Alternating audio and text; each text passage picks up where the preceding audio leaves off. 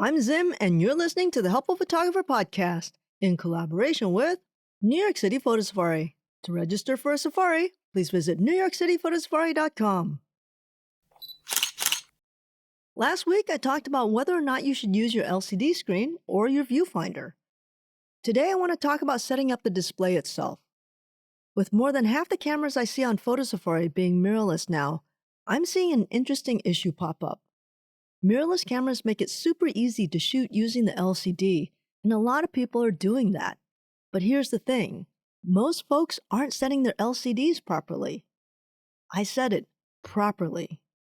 In most cameras, you'll find options to change the information display on your LCD and in your electronic viewfinder.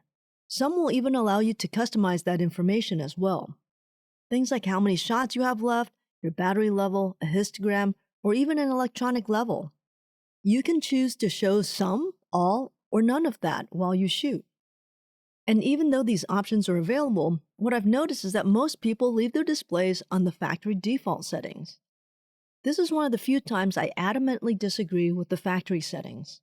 The problem? These displays often clutter up the edges of your screen with numbers and graphics that can actually interfere with how you compose your shot. Instead of framing your image to the actual edges of the frame, I see people subconsciously composing the image to the edge of those numbers. And that's a problem. Think about it. If you're using a full-frame camera to maximize resolution but then lose 15% of your image because you're composing around that screen clutter, that's a huge waste. Good thing you bought that full-frame camera. Here's my suggestion.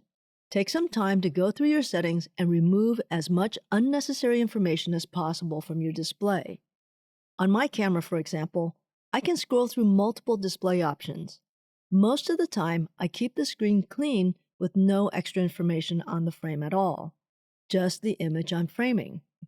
If there's information on the outside of the image area, I don't really care about that because it doesn't affect the way I'm seeing the image. And most of that information on the outside of the image area is actually necessary. That said, I keep a couple of display options handy for specific situations. For example, if I'm shooting on a tripod, I'll use the electronic level to make sure everything is perfectly straight.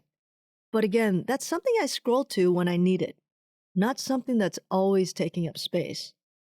Now, I know some of you love using the histogram, and that's fine. But hear me out. Histograms take up a lot of space on the screen. If you leave it on all the time, you're probably not seeing the full picture, literally. My advice? Make sure the histogram is available but not constantly visible. Switch to it only when you need to. Otherwise, leave it off.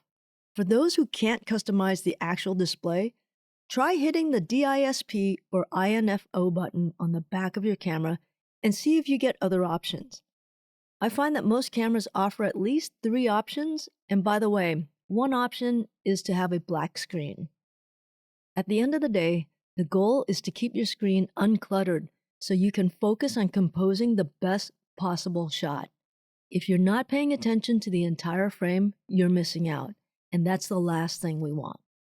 So that's my little tip for today. Take some time to set up your LCD and viewfinder displays. You'll be amazed how differently you frame your shots. Until next time, keep on shooting.